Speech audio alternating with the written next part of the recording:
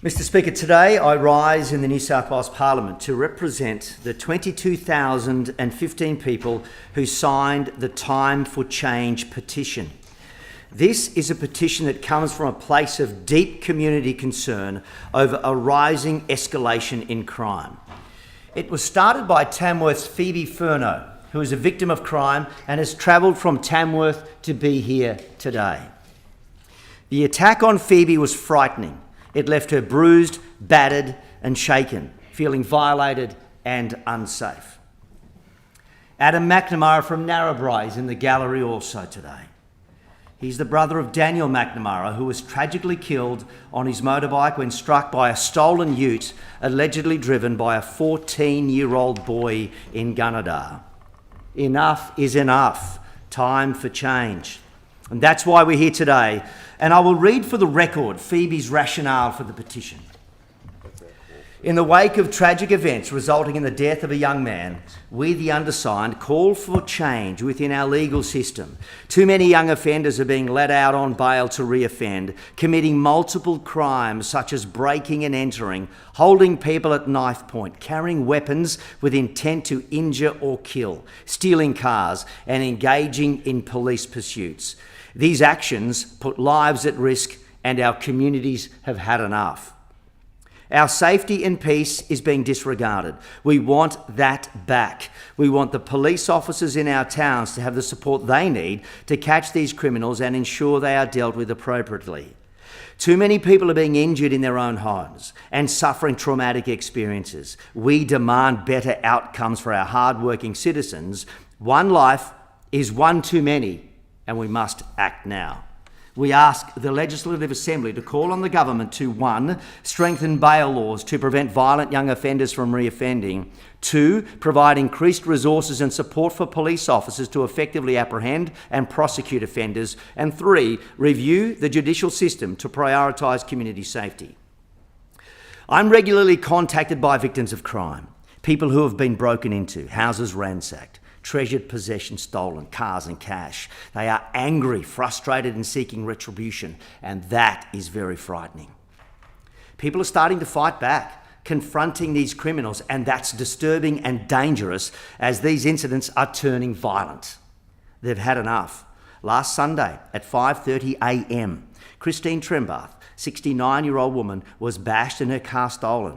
She was backing out of her driveway to go to work when a man attacked her, knocking her to the ground and stealing her car. I've heard from mums and dads, grandparents, children, some of the most vulnerable in my community who are living under a cloud of fear due to the escalating violence of these attacks. The Boscar statistics reveal the truth. Tamworth and Gunnedah are both in the top 10 in New South Wales for break and enter offences. In Tamworth, 6 times more likely, and in Gunnedah it's just over 3. Those numbers aren't coming down. It's time for change. What's most frightening in many of these cases is the fact that offenders are often children, young offenders below the age of 14, who are already at this young age committing some of the most frightening and disturbing acts of violence imaginable. The Time for Change petition is also calling for a review of the judicial system, prioritising community safety. The data shows that the community's concerns are warranted. There's been a dramatic reduction in the 10 to 13-year-olds who have been successfully prosecuted in the courts as a result of Dolly Incapax. Dolly Incapax means incapable of wrong, which refers to a legal principle in Australia that assumes children between the ages of 10 and 14 are not criminally responsible. It's the expectation of our communities that if you do wrong, you will face consequences for your actions. And that data says that's not happening. The proportion of those young people with a proven outcome in the courts have plummeted from 76% to 16% in 22-23. We are living in different times, and the judicial system needs to keep pace with what the stats are telling us. Today, we offer the government several solutions to get on top of this crime, to focus on community safety. That should be implemented with without delay. Very shortly, Mr. Speaker, I will have more to say. I will deal with further parts of the petition and the solution for government after my colleagues have addressed the Parliament. And again, we will look at those resources for police, the judicial system putting community safety at the top of everything we do, and making sure that our communities once again can feel safe in the towns they were born, bred and live in. Thank you. The question is that the House take note of the petition. I call the member for Prospect. Thank you, Mr. Speaker, and I thank the community, especially Phoebe Furno, for bringing this petition. This is an extremely important issue, an extremely important petition. So thank you. And I'm leading now on behalf of the government as the Parliamentary Secretary to the Attorney General, and I'll be the first government speaker. Understand that the government is taking this very seriously. And I thank the member for Tamworth for what he's just said. Also, I want to acknowledge Adam McNamara. Adam, my heart goes out to you for what you've lost, and also know that we and the Premier and all are very much aware of that situation and what's going on. As your petition has been signed by 22,000 people, it shows just how important this issue is, not only to country New South Wales, but to the whole state. There's not often a petition will come to this House of such magnitude or such seriousness. Victims of crimes must be protected. They must have safety for all the community and peace in our homes and in our businesses and on the street. This is a right we have as citizens, and this government must do that, and this government is committed to do that. Your petition talks about reviewing bail laws, police resources, judicial review and the legal system. I agree with everything that you're saying. And the government committed itself well over a year ago to doing this when we were aware of the situations that were happening in country New South Wales. Young offenders are also a major concern. The situation that is going on at the moment in country New South Wales with young offenders as young as 10 years old, some younger, particularly in places like Bourke, Moree, Broken Hill and other areas throughout the state, we see as a serious concern that we need to deal with. And as for the member of the opposition who's leading this, the member for Tamworth, talking of solutions, we look forward to hearing those solutions and working together on these issues so we can make sure that we deal with these problems. And this isn't a new problem, unfortunately. It's come to a head under this government, but it has been going on for over a decade. There has been serious concerns about these issues in the previous government as well. And issues like this need to be bipartisan. We need to work together, as it has been mentioned. Now, the government has done a number of things, and unfortunately I only have a few minutes to talk about these things, but I'm quite happy to talk to you, to the opposition, about these things openly after this debate, after this petition, right? And we will always be open to talk to victims of crime and those from rural areas who wish to discuss these issues and find solutions. In March 2024, the government introduced the Bail and Crimes Amendment Act 2024. This was the beginning of looking at what can be done with the Bail Act, right? What can be done to try and deal with some of these young offenders. I know the Attorney General will talk about these things more, right? And as he sits here today, listening to everything that's said. In March 2025, the Bail Amendment Extension and Limitation of Bail in Certain Circumstances Act was also put before this House. Now, those two pieces of legislation, since April 2024 came into effect and March 2025, have seen 267 first bail appearances under Section 22C applied, and of those, 188 result in bail being refused. This is a bail refusal rate of 70%. So they're beginning to work, but we must do more and we will do more. The behaviour we're seeing in country areas is particularly, and I've only got a minute, so I will talk about it to do with something which I'm directly involved in, and that is the Legislative Assembly's Committee on Law and Safety. So far, we have been doing a review on community safety in rural and regional communities, and we've been to Bourke, Broken Hill, Coffs Harbour, Kempsey, Wagga, and a public hearing in Parliament. We are to do more as this year progresses. We're already looking at the northern into the tablelands and around Armidale, those areas, up to Moree. We'll go further south as well. And we have talked to the Mayor of Tamworth and the CEO. They've come down, and we've talked about the issues that they're dealing with as well. We see striking similarities everywhere we go with young offenders. Dysfunction in their homes, the issue regarding alcohol in the homes, the issues regarding being 10 to 12 years old and getting off on bail constantly. These things need to be dealt with these young offenders, and we are determined to do that. So thank you once again. Thank you for bringing this petition. Thank you so much for being in the Parliament. I look forward to discussing these things further with you. Thank you. I call the member for Northern Tablelands. Thank you, Speaker. Firstly, I'd like to thank Phoebe for bringing this petition to the floor of Parliament today. I also note Adam in the gallery. Thank you for coming, mate. We all know you shouldn't be here. What happened to your brother simply should not have happened. And it started in my hometown of Moree. Thank you for coming. I also note that there are a number of people watching the live stream in Moree at Social Co. Hello to everyone at home. And also note my upper house colleagues from the Nats. This petition is titled Time for Change. My community, particularly my community of Moree, Speaker, we are tired of this, we are angry, and we are becoming incredibly frustrated. I noted the police minister during question time before yelling across the chamber saying, well, everyone needs to support the police and get on board. Well, as an opposition, we are, and it's not the police that is our problem in regional New South Wales. The police are doing a fantastic job.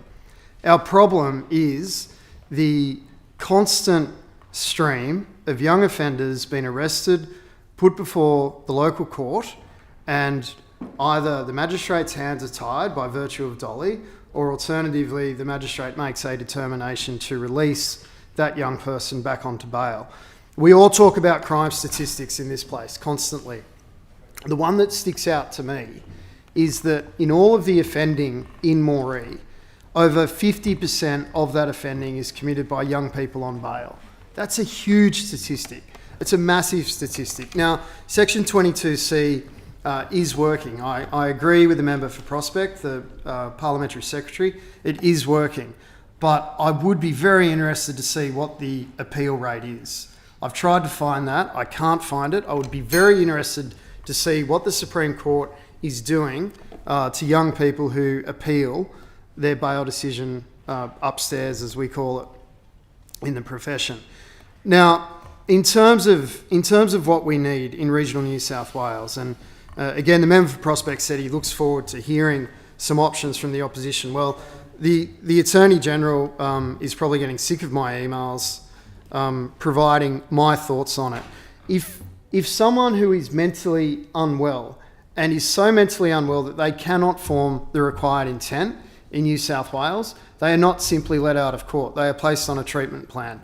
Why can we not do that for a young offender who cannot form the required intent by virtue of their age? There's an option. Alternatively, we do what the UK has done and we abolish Dolly. Dolly is a very, very old common law maxim that is an important safety net, but perhaps in this place we need to be bold and we need to look at whether it still applies. And if the government finds it still does apply, then at the very least, we have to organise some form of treatment plan for these kids so they are supervised, they are monitored, because our job as MPs has to be to protect our communities. It has to be. Yes, we have to look at the underlying issues of crime. Absolutely, we all agree on that. But what we're seeing in the bush is such an increase in the violent nature of these crimes. These are not offences of just pinching the car, going for a burn and dropping the car off. It's a violent break-in into a house. It's an assault. It's an AOABH. It's a B&E in company, so it's aggravated. It's theft of a vehicle. It's burning around the town, going further across regional New South Wales, as we saw, and then burning that vehicle out. And then we read in the paper, or we hear from our local police, that the offenders were aged 11, 12. something has changed. Now, it's our job to look at what has changed and address that. But in the meantime, we have to protect the communities. Now, it is fantastic that the government is launching a review into Dolly, and I appreciate that. And I would love to work with the government on that. And it's also good that the government has extended Section 22C. As an opposition, we supported that. Section 22C could be expanded to not only address juvenile offending, but other ages of offending. But also, let's also look at the role that victims play in our local court. All of us here who are solicitors, and there's many of us here, we know the local court's a sausage factory. Let's elevate the voice of victims. Let's start giving the victims a better say. It is time for change. Let's do it. Let's do it. Thank the member for Northern Tablelands. I call the member for Clarence.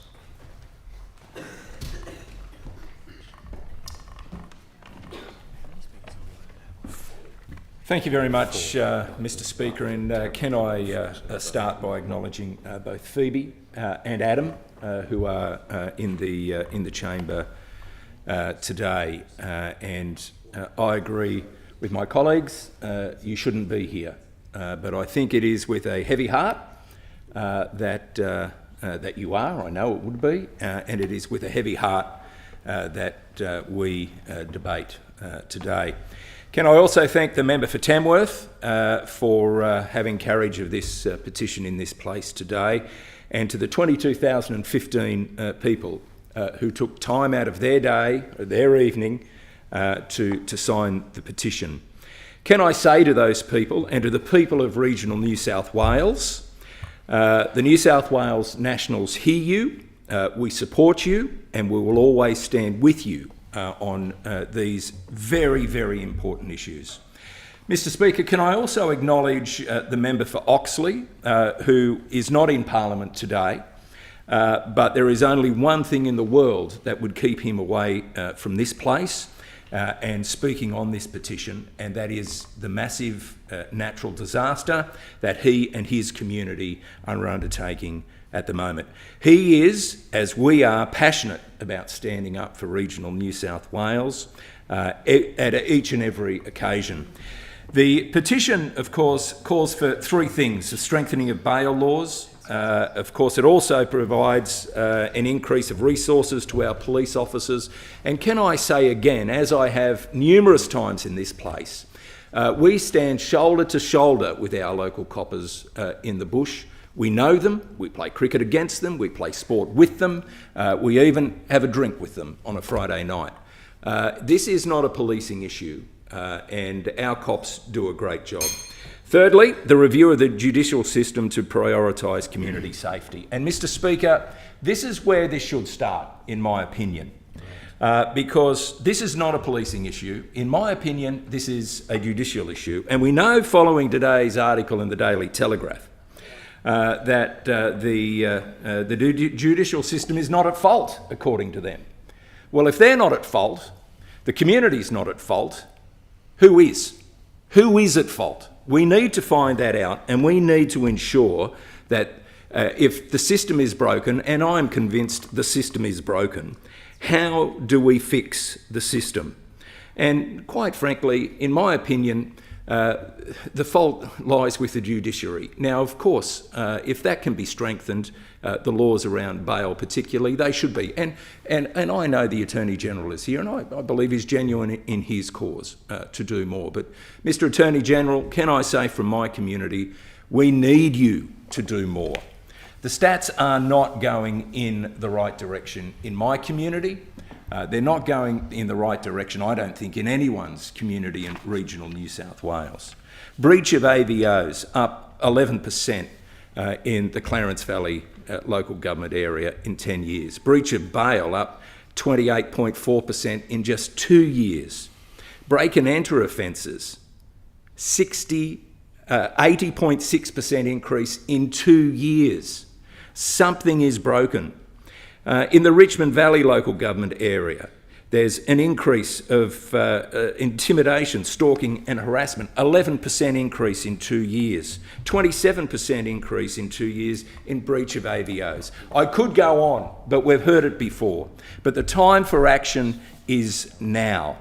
The communities of regional New South Wales, as we know, because most recently in Kempsey, and I think all of my colleagues here from the Nats were at a meeting recently in Kempsey hosted by the member for Oxley, where over 700 people turned up.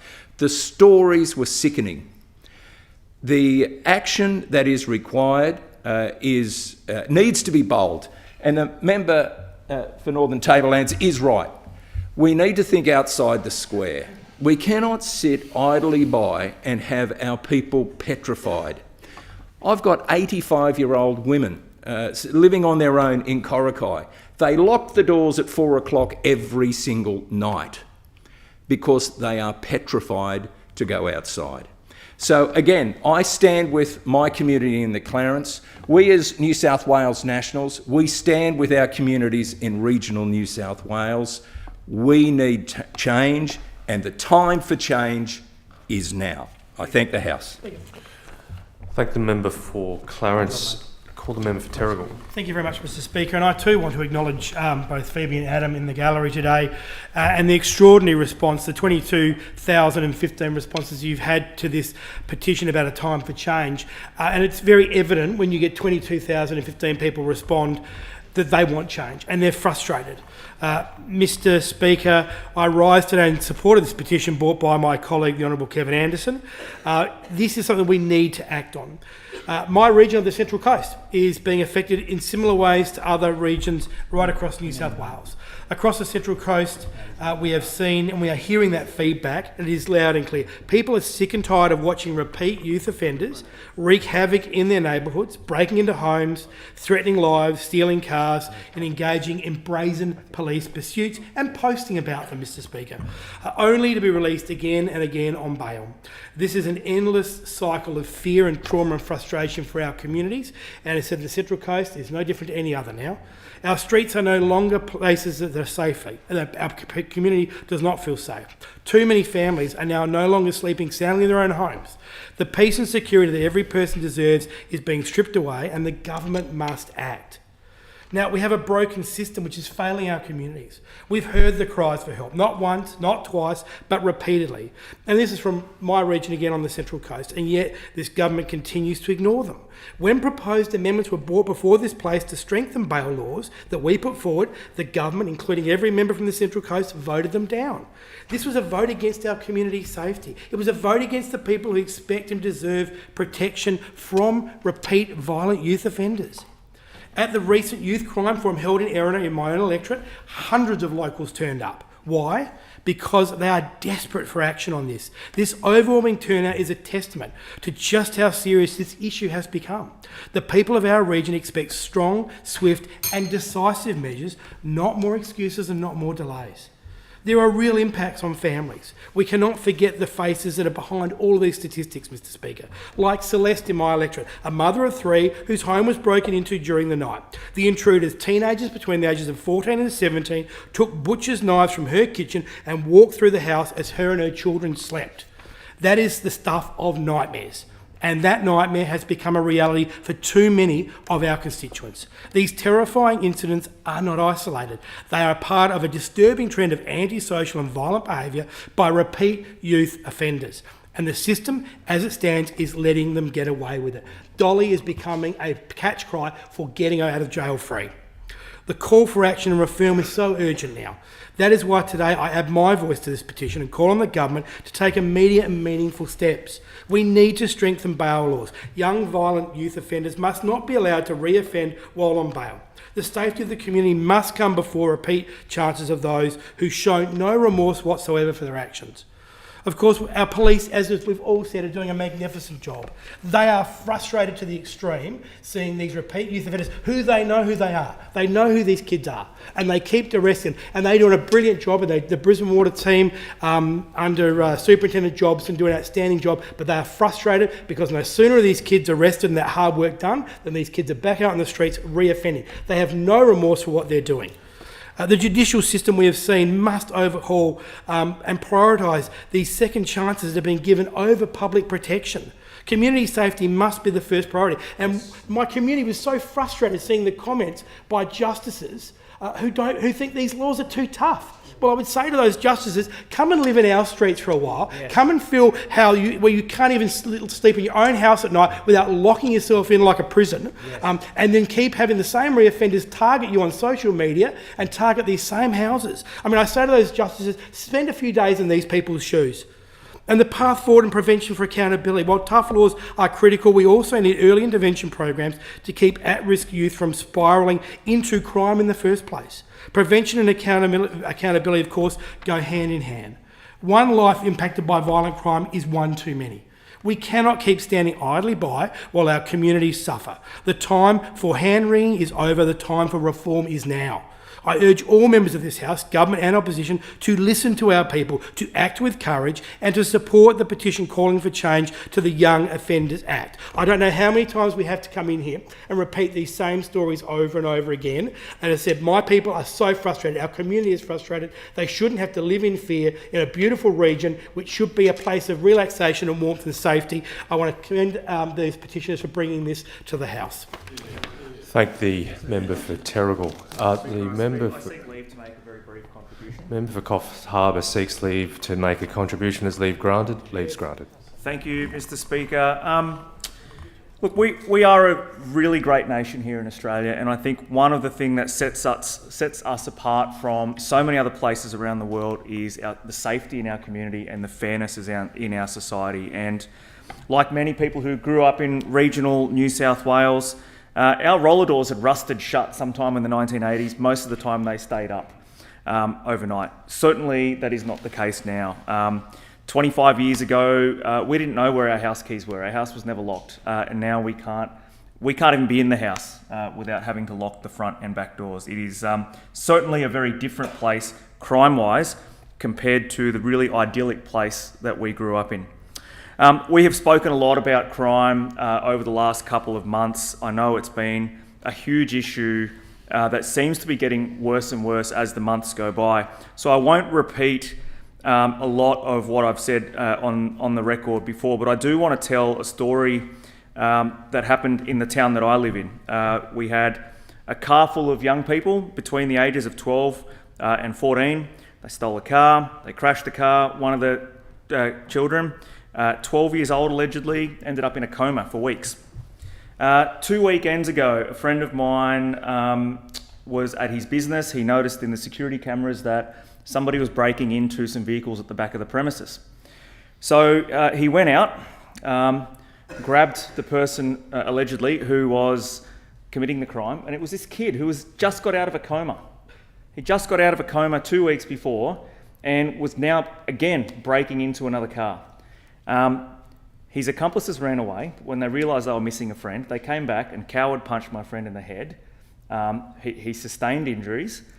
And we've all seen how quickly and how severely a coward punch can change someone's life, or much, much worse. And that could have been much worse for this friend of mine.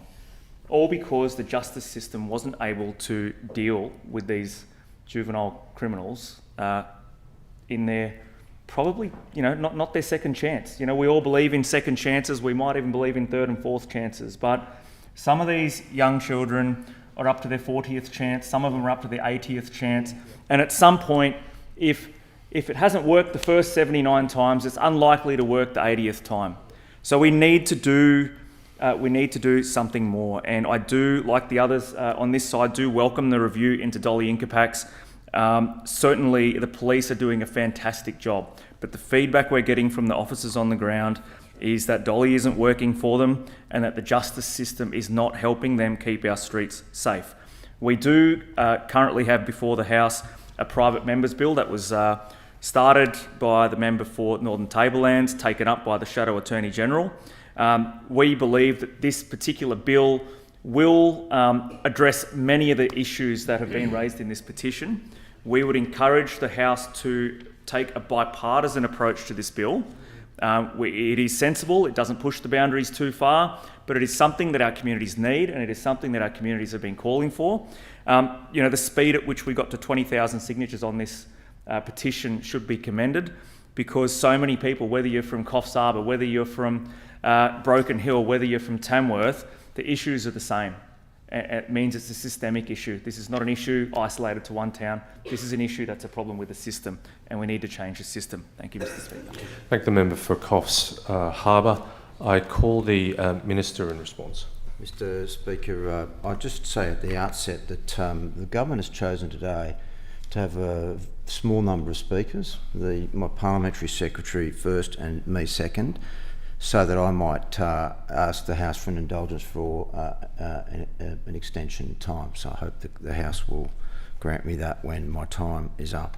Firstly, can I say thank you to Phoebe and the petitioners for bringing this petition to the Parliament today, and to you, Adam, for coming today. I've two brothers that I love dearly. Can't imagine losing them. Can't imagine the hole that's been left in your life without Daniel, and we wish we could bring him back, but we can't. What we need to do as a government and as a parliament is to make sure that we introduce laws and regimes that address this very complex and very long-standing problem. Now, I've heard members on the other side today make speeches about law and order that I haven't heard them make in a decade, and use throwaway lines like, the system is broken, it needs fixing immediately, communities need rescuing.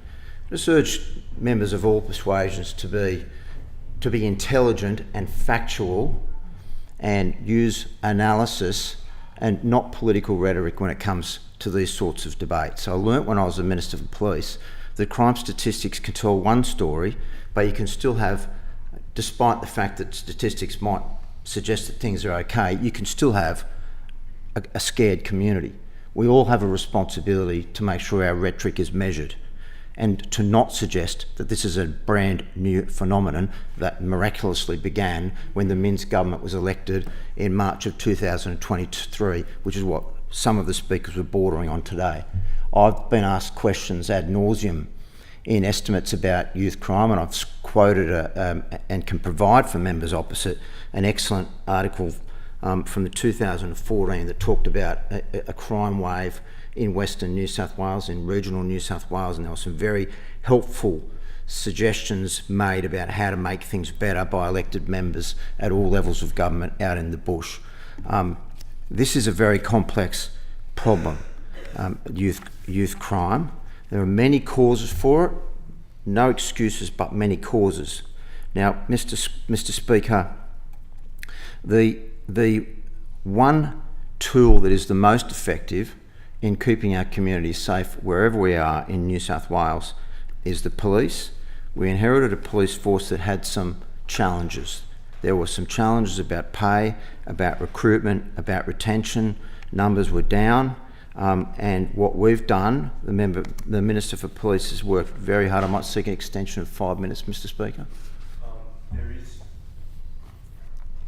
There's actually no provision for an extension of time, but with the concurrence of the House, Well, I'll seek a leave of the House for continue to 5 minute continuation. finish your contribution. Fine. Okay, I'll be as brief as I can.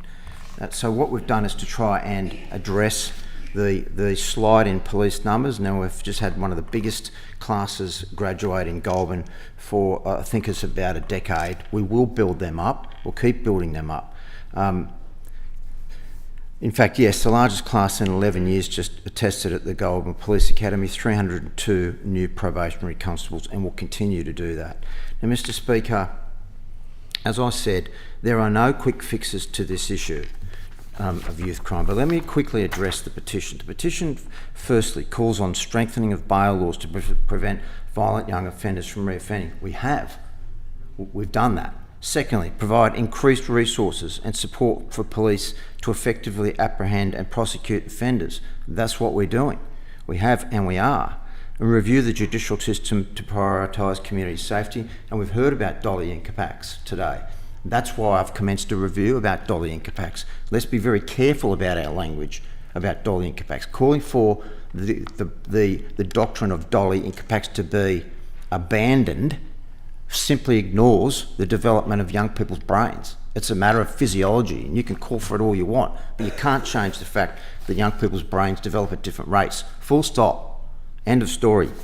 And in relation to, holding people at knife point, we've doubled the penalties for knife crime, brought in wanding laws and also double the penalty, or increase the penalties for possession, selling knives to children. So we are not sitting on our hands. We are working to resolve this. In fact, Mr. Speaker, there has been a change in the nature of offending of youth crime. I spend so much of my time with the Minister of Police talking about youth crime. I've spent almost all today doing that. Over the 12 months from December 23 to December 24, the number of young people in custody rose by 32%. Most of them are on remand. The remand population is rising because of our bail laws. They are not running around the streets. They are on remand behind prison doors, Mr. Speaker. Between April 24, when our new youth bail laws came into effect, and March 25, there were 267 first bail appearances when the new test applied, and of those, 188 resulted in bail being refused. That is an inordinately high bail refusal rate of 70%. I don't want to brag about that. My aim as Attorney General is not to lock as many people away as my predecessors. It's for us to all work together to address the causes of crime and then to lock up offenders if that fails. But we've made significant investments in, and we continue to expand, a comprehensive set of initiatives in the community to respond to crime. In 2024, we announced a package to support community safety and wellbeing, which included over $26 million to fund statewide regional crime prevention initiatives, including the expansion of youth action meetings, the expansion of SAY meetings, the continued rollout of justice reinvestment grants. And in February of this year, we announced another $6 million to further support community safety. And as I said, I've appointed the Honourable Jeffrey Bellew, Senior Counsel, former Supreme Court Judge, and a former highly respected Deputy Police Commissioner, Jeff Loy, who's worked in the regions and worked with youth for a lot of his time in the police to look at Dolly Incapax. So just watch our words a little bit in relation to this. It's complex. It can't be solved overnight. This has been decades in the coming, this change in youth crime that we're seeing now. COVID has contributed to it. Too many offenders are Aboriginal. Intergenerational trauma has contributed to it. Children being sexually assaulted and physically assaulted at home. Alcohol fetal syndrome, and now amphetamine fetal syndrome. This is very, very complex. Please don't reduce it to slogans, because that doesn't do communities any justice. Yes, you have.